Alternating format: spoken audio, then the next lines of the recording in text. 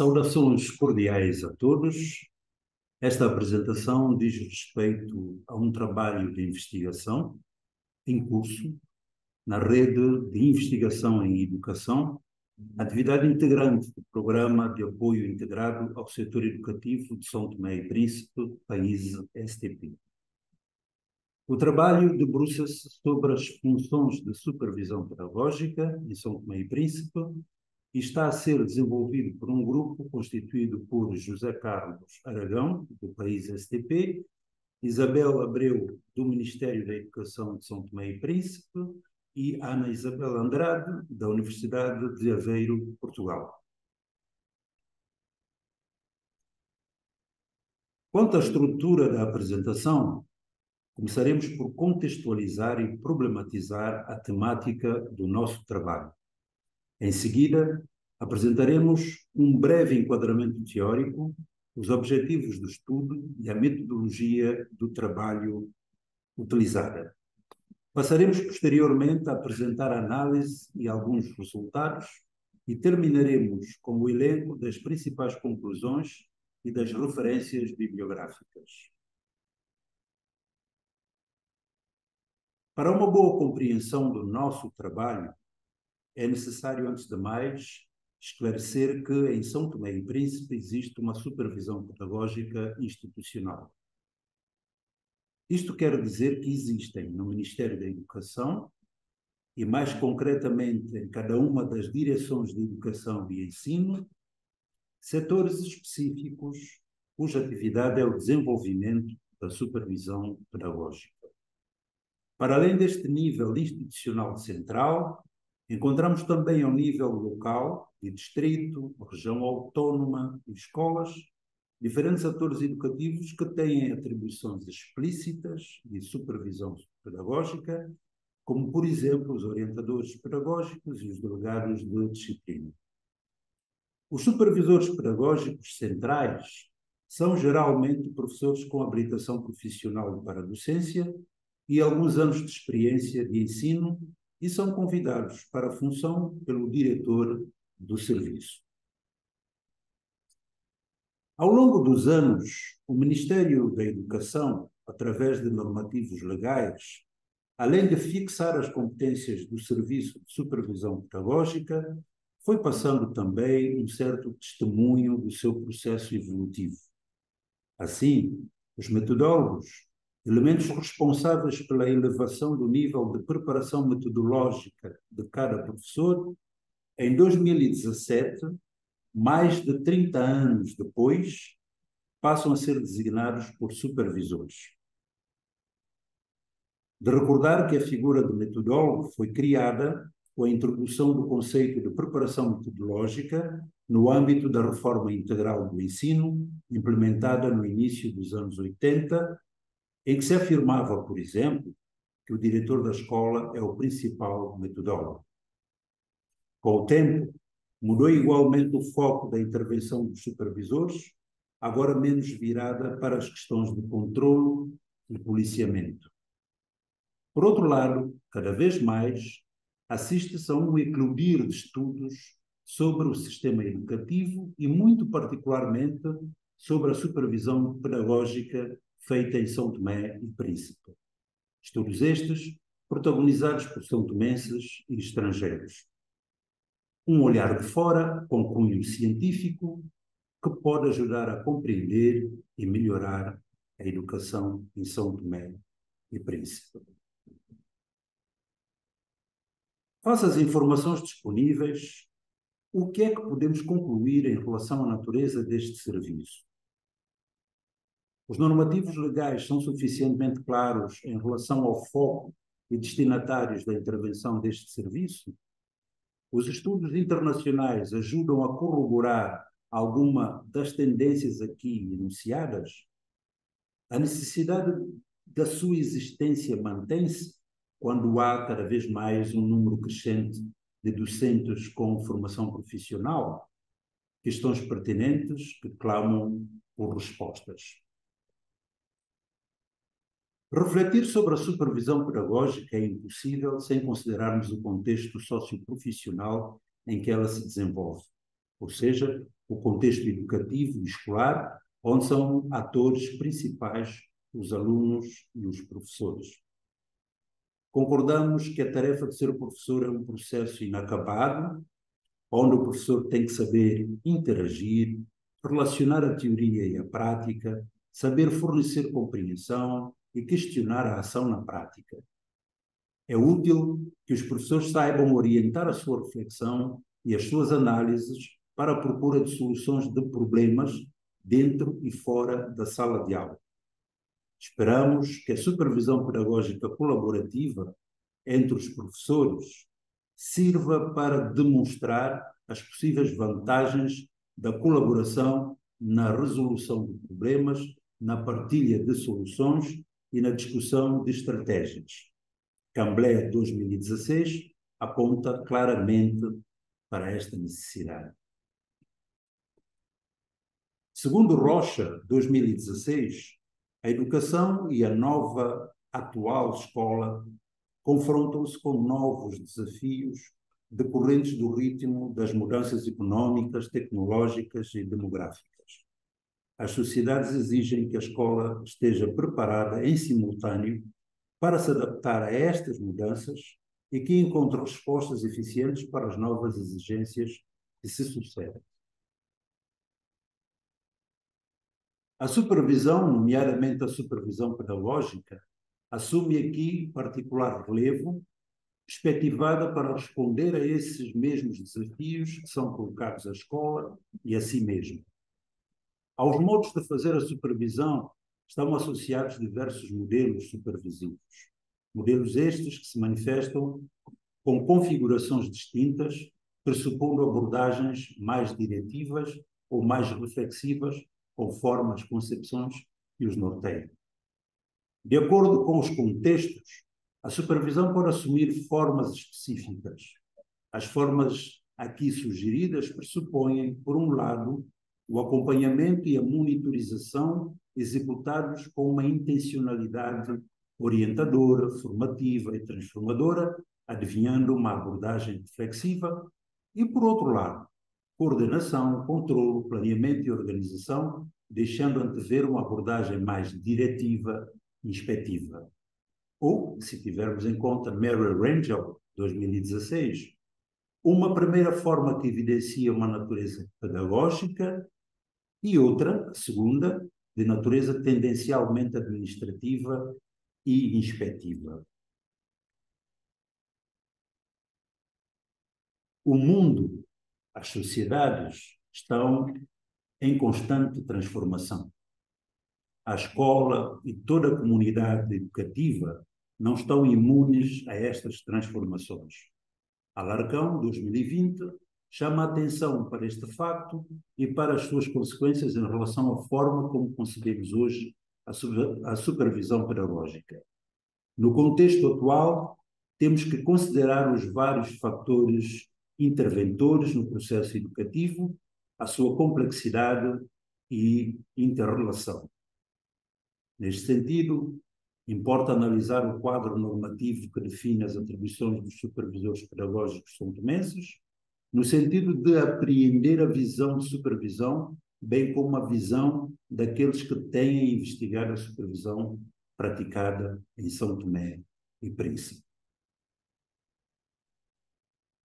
São, por isso, objetivos do trabalho que aqui apresentamos: recolher e sistematizar documentos e estudos sobre a supervisão pedagógica em São Tomé e Príncipe, identificar e clarificar as funções dos supervisores no contexto educativo são-tomense e caracterizar a atividade profissional dos supervisores no sistema educativo são-tomense.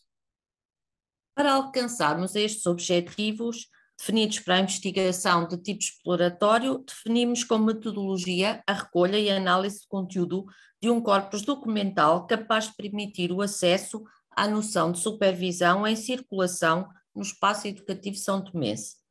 Recolhemos para tal os normativos sobre supervisão para o sistema educativo em São Tomé e Príncipe, um total de 6, e 8 dissertações de mestrado. Estas resultaram de uma pesquisa feita no RECAP, Repositório Científico Aberto de Portugal, em 23 de novembro de 2021, cruzando Supervisão e São Tomé e Príncipe.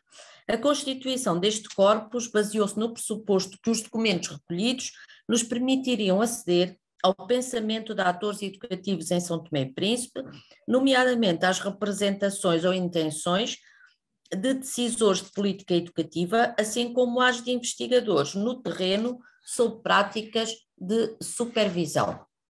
Apresentamos, por ordem alfabética, do último nome do autor, nos 2 slides seguintes, as referências bibliográficas das 8 dissertações analisadas, defendidas entre 2010 e 2020 e realizadas no quadro de mestrados em Ciências da Educação ou de Supervisão, todas em instituições portuguesas de ensino superior.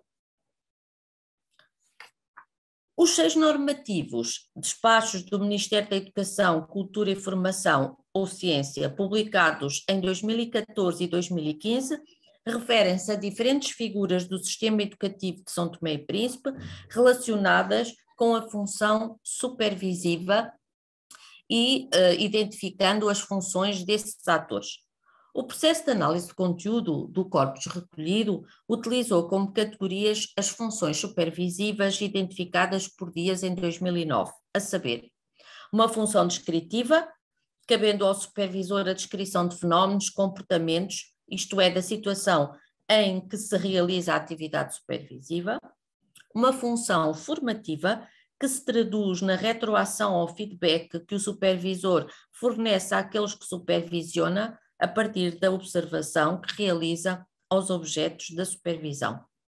Uma função avaliativa que reside no contributo que a supervisão fornece para tomadas de decisão sobre a atividade de professores e educadores e das escolas em geral.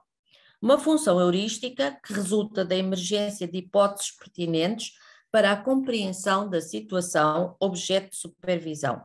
E uma função de verificação consiste em situação de observação ou supervisão, em verificar uma hipótese da teoria ou da legislação no terreno da prática educativa ou formativa.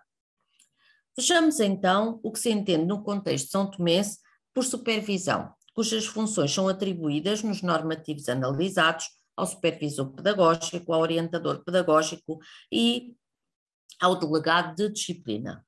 Em relação à função supervisiva, os normativos pedem aos atores que a realizam que a observem, assistam, leiam, analisem, elaborem e apresentem relatórios de aulas, reuniões, que comentem estatísticas e resultados dos alunos, bem como descrevam o funcionamento de comunidades escolares.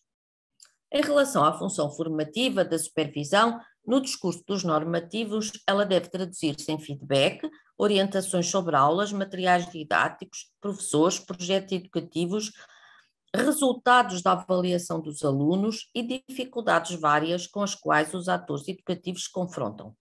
O feedback ou as orientações a fornecer podem compreender-se a partir de verbos que encontramos nos diferentes normativos, tais como propor, assessorar, acompanhar, apoiar, promover a formação, demonstrar, discutir e refletir sobre os múltiplos elementos e atividades que constituem a vida das escolas.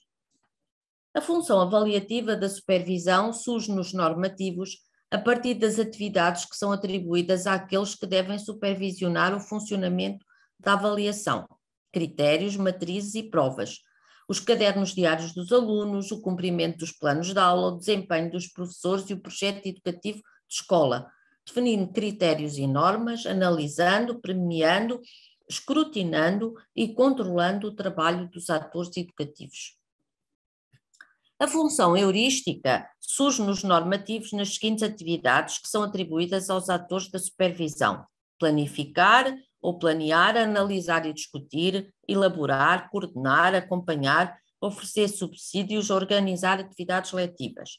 Trata-se, neste conjunto de atividades, de compreender e orientar a atividade educativa no que diz respeito aos conteúdos escolares, ao funcionamento do currículo, ao rendimento escolar dos alunos, ao funcionamento de relatórios e dossiês de grupo, isto é, Trata-se de fazer compreender as possibilidades de intervenção de diferentes atores rumo a uma maior qualidade educativa das escolas. A função supervisiva de verificação reside sobre o cumprimento de normas traduzidas na qualidade de materiais pedagógicos e avaliações realizadas nas escolas, no cumprimento do calendário escolar, do currículo, de programas, até à verificação de faltas de professores e ao funcionamento da direção da escola. Para tal, o supervisor deve analisar, zelar, velar, organizar, coordenar, dirigir, registar, cumprir e fazer cumprir.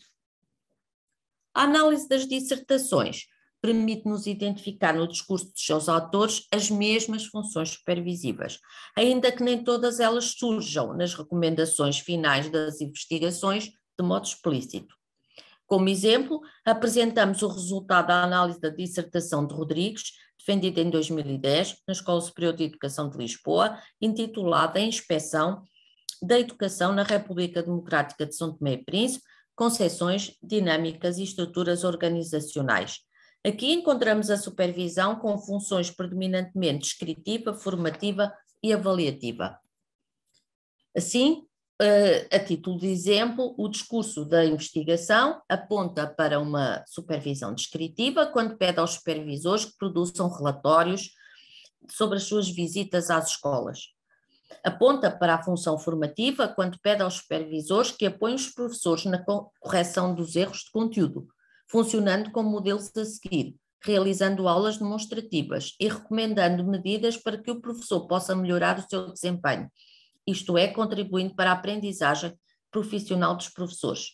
Avaliativa, quando se atribui ao supervisor a função de ajuizar da qualidade do processo educativo, a partir da observação e verificação do cumprimento das orientações metodológicas, da organização das turmas, da existência e conservação de materiais pedagógicos, da pontualidade e assiduidade dos docentes, da aplicação dos métodos de ensino, da planificação e da interação aluno-aluno e professor-aluno. Como conclusões, identificamos duas tendências no exercício da supervisão em São Tomé e Príncipe, uma mais normativa e avaliativa que sobressai dos resultados da análise dos normativos e outra mais descritiva e formativa, recomendada pelos resultados das investigações realizadas. Identificamos uma grande responsabilidade e multiplicidade de funções atribuídas aos supervisores, tornando difícil um trabalho mais próximo da atividade pedagógica, no sentido do acompanhamento dos atores educativos, na observação, análise e transformação das suas práticas. Neste sentido, importa, quanto a nós, continuar a investigar no terreno, procurando saber que condições têm os supervisores para trabalhar, que grau de satisfação apresentam, como perspectivam as suas funções, o que privilegiam, como se comprometem com essas funções, que formação têm e que perspectivas têm sobre a sua carreira. Isto porque, como dissemos no início, este é um estudo exploratório sobre representações de supervisão que circulam no sistema educativo de São Tomé e Príncipe e que importa investigar no terreno.